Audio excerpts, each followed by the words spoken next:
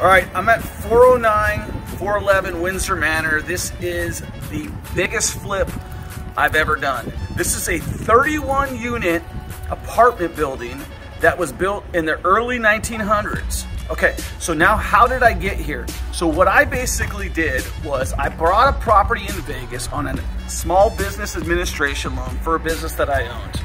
I then got an offer on that property for significantly more money, and so I needed to do a 1031 exchange.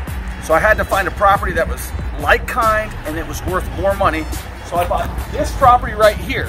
Now this property right here, I'm gonna walk you through this property. So the reason that I bought this property was owned by the US government, the United States Veterans Affairs. So if you look at the property, you will see that all of the tuck pointing on this property is in perfect shape. Okay, it's got brand new windows. So it doesn't need a lot of work. Everything, the conduit's in perfect shape. All the roof's in perfect shape. So what's on the inside? Well, we're gonna find out. But this property, any property owned by the US government, they're probably gonna overspend. They're probably gonna go make sure it's done more than it needs to be done. And they're probably a pretty good seller. So the guys who bought it, well, I didn't buy it from the US government, so to speak. I bought it from the guys who bought it from the US government that got it in over their heads. So one thing is, when you're looking at a property in Kansas City, you're gonna look at the tuck pointing, okay? These bricks are porous and bricks crumble if they're not maintained. If you look straight up here, this thing is 100% at a perfect angle, okay? So when I looked at this property, I said, man, this is in good shape. We're gonna go on the inside and I'll show you some more. So we're walking into Windsor Manor, check it out. So old, historic. When you come in this lobby, you got a beautiful lobby, just a beautiful property. Most people would say, hey, I need to go fully and redo this whole thing. Now I look at this property right now, this is rent ready. I need to clean this property up and I could find a tenant that is willing to live in here once it's cleaned up.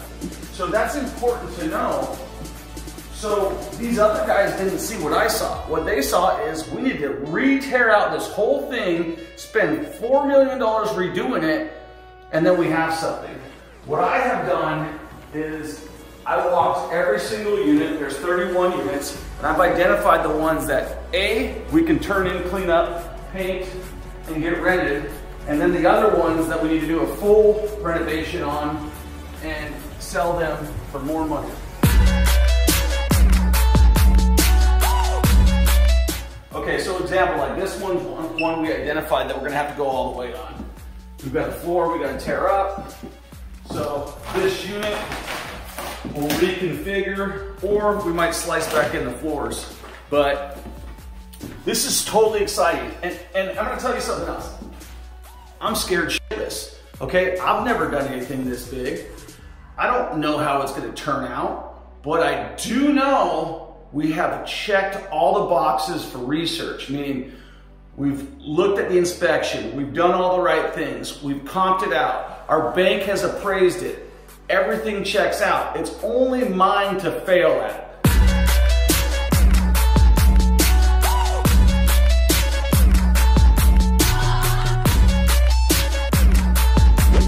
This one will pump out, we'll make this one nicer, and the whole point on this is that we're going to try to flip this property.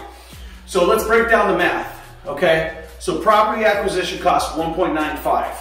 We've taken $672,000 from another property that we're 1031 into. So I'm in this property for $0 out of my own pocket down, okay? And it's tax free, okay? So once we get this place filled up with people, then we go and do a refinance, because now we have an occupied property that's producing income, and all we need is 3 months of income producing properties. So my banker says, hey, you get me 3 months of this place actually producing income, I'll refinance you out. That means I can then take my 1031 money that I exchanged into the property, pull it all out and more tax-free, okay? And then if I decide to sell this, or if I don't decide to sell this, I've got my money back. So with commercial property, you're gonna get into big expenses that you don't even know about.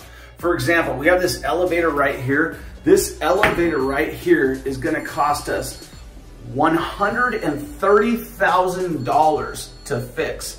So what are we gonna do? We're not fixing it. The state doesn't require that we have a functioning elevator. Our rents don't go up enough to spend the $130,000. Now, are we eventually gonna fix it? Probably, but it's not gonna be the first thing that we start up with. We're first gonna just try to get people rented as it is. As it is right now, the elevator barely holds anything, so it's not like they could put a couch in there. It's definitely not gonna be someplace that maybe somebody who doesn't like to walk upstairs is gonna wanna live. But that's okay. We're gonna discount our rents enough so that people don't care about an elevator.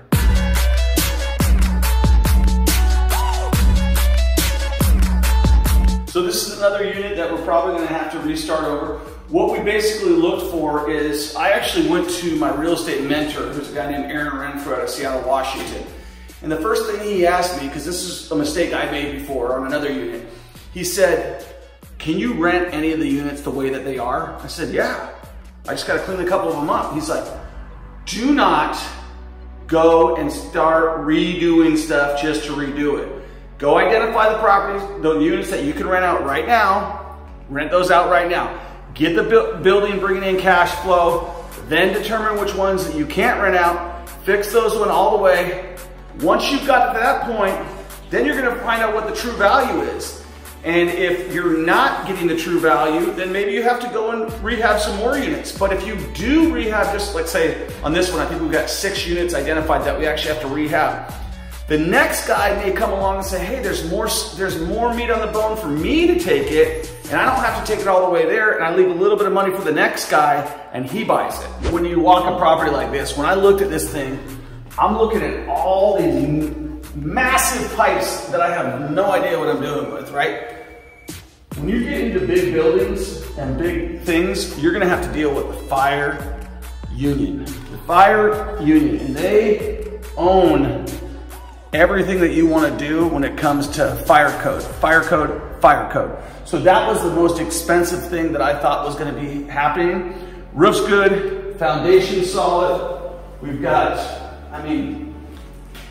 foundation is solid. This thing, if you look at it, every single piece of electrical was run through conduit, and you can tell right there that it's been excellently maintained.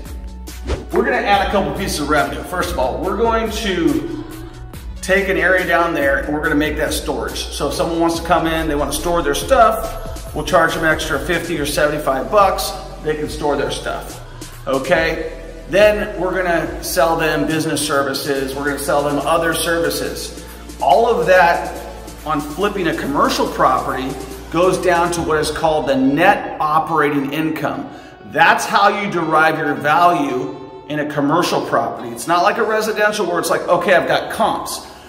What your comps are gonna be with a commercial property is they're gonna be what like properties sell for at cap rates. But basically what you're gonna do is your NOI is gonna fuel that. So the higher you can get in terms of, oh, I can rent out this laundry area, or I can rent out this treadmill area, or I can rent out this space. The more income that you can produce, like for instance, the first thing I'm doing is I'm renting myself out an office, okay? Once I rent myself out an office, that's income coming in.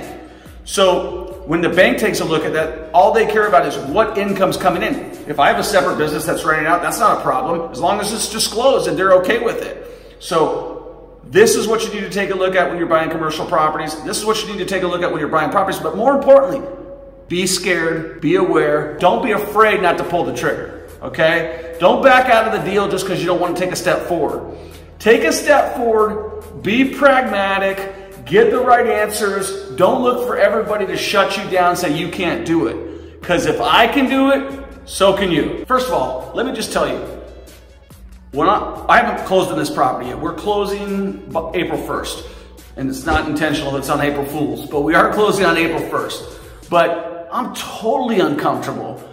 This is something I've never done before, but I have checked all the boxes. I've done all the research. I've checked it with the bank. The bank's checked it out. Everybody's giving me the thumbs up. You are gonna have to be uncomfortable in real estate if you're willing to take it to the next edge. If you wanna just sit and do little bitty stuff that's gonna make you comfortable, you're not gonna be successful in anything. You gotta get outside your comfort zone, whether it's with real estate or anything else, to be successful.